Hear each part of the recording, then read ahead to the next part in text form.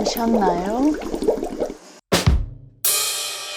안녕하세요 티모님들, 티끌모아 한솔입니다. 오늘은 월세를 살고 계시면서 월급을 받으시며 연말정산을 하는 근로소득자, 직장인들을 위한 영상입니다. 바로 월세 소득공제와 월세 세액공제에 대해 말씀드리려고 해요. 연말정산은 내년에 하지만 미리 알아두고 준비하면 좋거든요. 아주 간단하게 연말정산에 대해 설명해 드릴게요. 월급을 받을 때 우리는 먼저 세금을 빼고 받습니다. 이 세금은 나라에서 정한 대로 떼어간 후에 이 사람이 소비를 많이 했다거나 여러 가지 기준을 따져서 이 사람에게 너무 많이 세금을 떼었네 싶으면 걷어갔던 세금을 다시 돌려주는 것을 뜻합니다. 예를 들어서 친구와 돈을 걸어서 놀러 갔는데 한 친구가 차를 끌고 와서 운전까지 해준 경우라면 고생한 수고비로 얼마를 줄 수 있잖아요. 그런 거예요. 일단 다 모아서 걷었다가 기여를 한 사람에게 다시 돌려주는 거죠. 그렇다면 월세 소득공제와 월세 세액공제를 알려드릴게요. 월세 소득공제와 세액공제는 동시에 받을 수 없습니다. 중복이 안 된다는 뜻이고요. 택 1이에요. 연말정산에서 근로소득 금액에서 보험료나 기부금, 신용카드 사용금액, 체크카드 사용금액 등을 다 빼고 나서 종합소득을 계산합니다. 이 종합소득이 많으면 많을수록 높은 비율로 세금을 매깁니다. 그런 다음 이 산출된 세금 금액에서 세액 감면 및 공제가 되고 결정세액이 나옵니다. 이 결정세액이 매월 떼인 세금보다 적으면 환급을 해주고 떼인 세금보다 많으면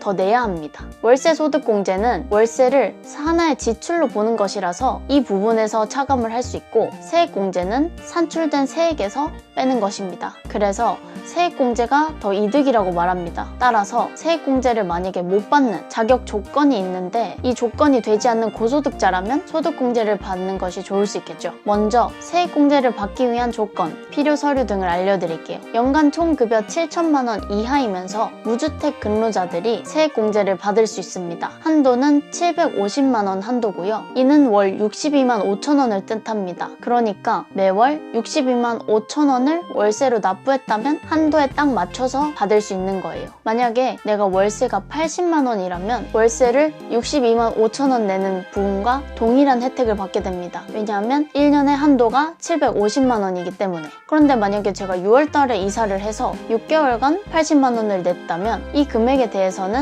세액공제를 받고 싶다 하시면 그건 가능합니다. 왜냐하면 80만 원을 6개월 냈으니까 480만 원으로 한도 750만 원에 미치지 못하기 때문입니다. 그래서 공제율은 총 급여 7천만 원 이하의 무주택 근로자는 10% 공제해주고 5,500만 원 이하는 12%를 공제해줍니다. 조금 덜 버는 사람들에게 공제율을 높여준 것이에요. 대상 주택은 85제곱미터 이하의 주택, 주거용 오피스텔, 원룸, 고시원입니다. 계약한 집이랑 제 등본상 주소지가 여러분의 등본상 주소지가 일치해야 돼요. 그러려면 전입신고를 필수로 하셨어야 되는데 만약에 저 까먹고 그냥 귀찮아서 안 했는데? 그러시면 이번 달부터 전입신고를 하고 월세를 냈다면 이제 12월이니까 이 한 달치만 적용이 되는 겁니다. 그래서 전입신고는 무조건 최대한 빨리 하는 것이 좋았을 거예요. 대신 확정일자나 집주인 동의는 필요 없다고 합니다. 저는 월세 36만 원에 총 급여가 5,500만 원 이하니까 만약에 12개월간 432만 원의 월세를 냈다면 36만 원과 12개월 거기다 12%를 곱하면 51만 8,400원입니다. 51만 8,400원의 세금을 덜 내도 되는 거예요. 만약에 제가 연간 원천징수로 납부한 소득세가 51만 8,400원 이상이라면 만약에 60만 원을 소득세로 냈다면 51만 8,400원 전액을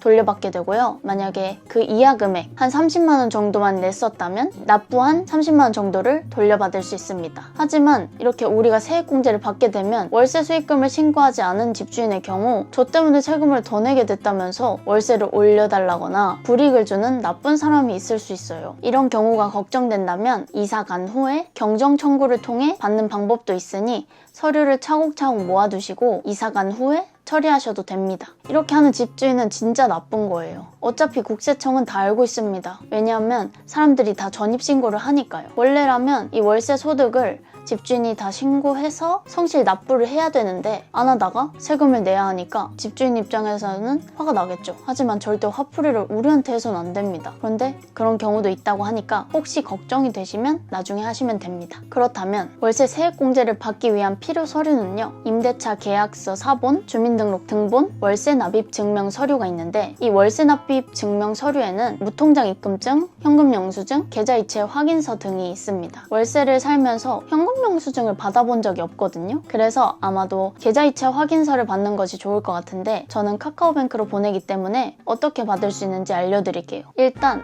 전체 메뉴에서 고객센터로 들어가고 증명서 발급을 누릅니다.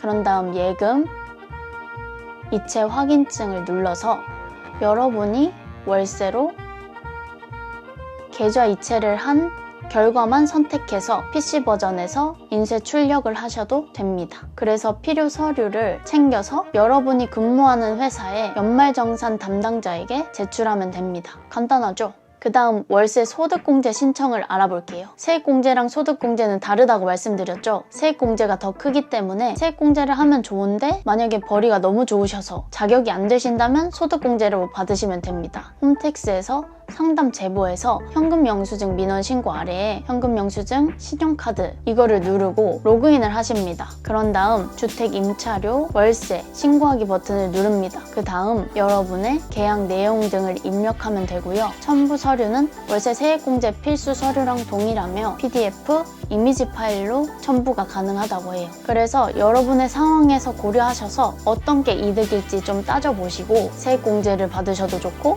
소득공제를 받으셔도 좋습니다. 꼭 놓치지 말고 하시길 바라고요. 그러려면 지금부터 준비하는 것도 좋겠죠? 오늘은 여기까지고요. 보러 와주시고 또 좋은 댓글 남겨주셔서 정말 고맙습니다. 감사합니다.